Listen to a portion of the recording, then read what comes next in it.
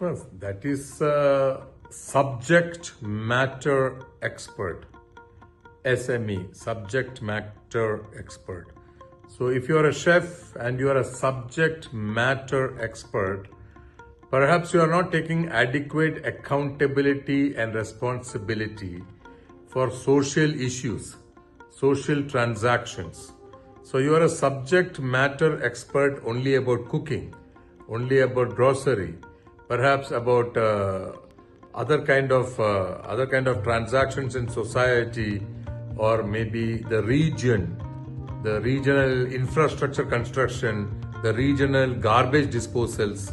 So who is going to be accountable and taking responsibility for civic living, where you have neighbors, where you have other circumstances other than your subject matter expert about.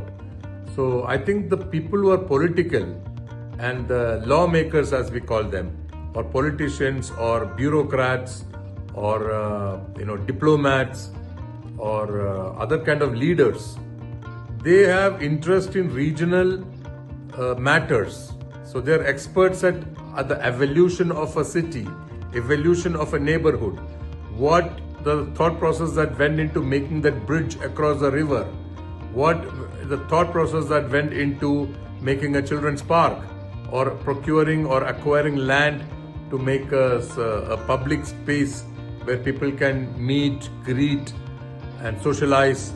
So all these social requirements, how does it relate? How does it resonate with the subject matter expert?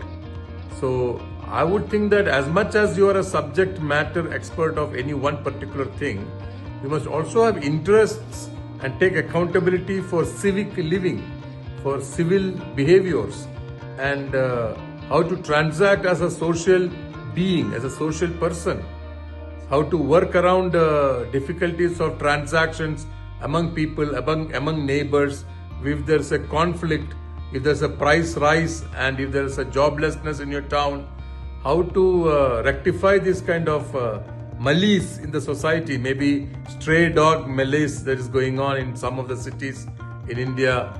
So how if not authorized, what is the expertise you have to look at things that is not directly under your interests, directly under your authority?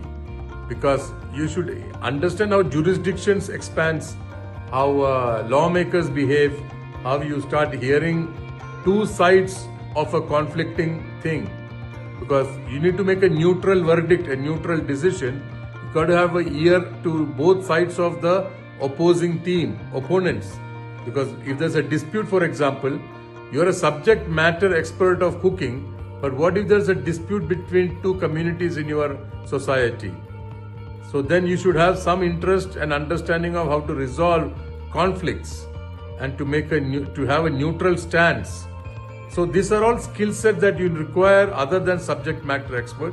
I would say regional institutionalized knowledge expert, regional knowledge expert. So these are the new designations that's going to be evolving towards leadership. So enjoy leadership.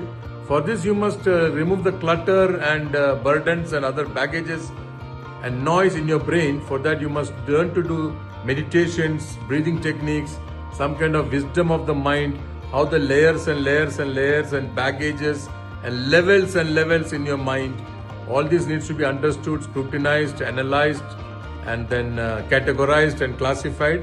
And perhaps then you can come to this understanding of disputes, conflicts, transactions in your society.